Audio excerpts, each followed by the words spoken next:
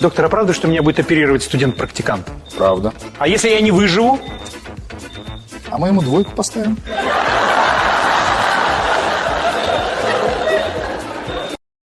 Likey.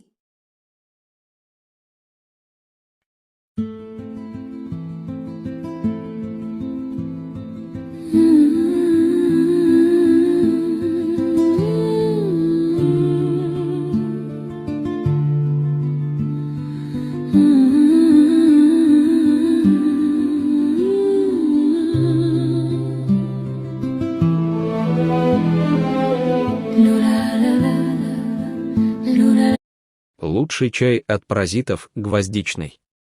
Лучший чай от повышенного давления – каркаде. Лучший чай от повышенного уровня холестерина – зеленый. Лучший чай от повышенного уровня сахара в крови – чай с корицей. Лучший чай от воспалений – чай с куркумой. Лучший чай от низкого иммунитета – чай с эхинацией. Лучший чай для очищения. Төбелес қып біреудің басын жарып соттатасын, арақжан мені қашан тоқтатасын. Құдайым аты құрсын бұл арақтың, абаныс алып көшеде тараттым. Ертеңіне айлық алып ресторанда жолдастарыма бірін тараттым. Өзім тойып қатым менен бала шағаның ауыздарын күн шығысқа қараттым. О, атыңнан айналайын қайран арақ, кетесің қой орнына кейде. Алпы айдалада кетіп бара жатыр, бірі арақ жатыр деп алайық. Арақ харам ба? Харам. Онда шөлдегі өлейін деп жатқан уақытта арақ сізге не болады? Мубах болып кетеді. Оны ішіп шөлді қандыруға болады. Оны ішпей өліп кетсеңіз, күнәһар боласыз. Демек, кез келген нәжіс болған, харам болған нәрсенің мубах болатын уақыты бола ма екен? Болады, мәжбүр болған уақытта.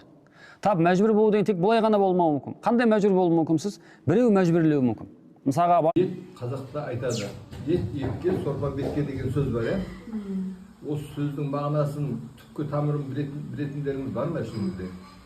Неге өйтіп айтады? Бұлеге, енді Қарағандыдан келген орталық Қазақстан жан-жақты информацияның бәрі сіздерге келеді ғой. Ет білмей ішіп жегенде басқа жағын ойлап сорпа жөнінде айтып кетейін. Витаминнің бәрі сорпаға шығады. Сол сорпаны Ay.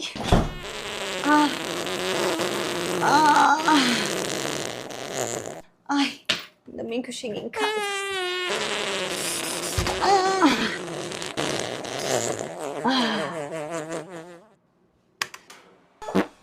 Amor? Surpresa.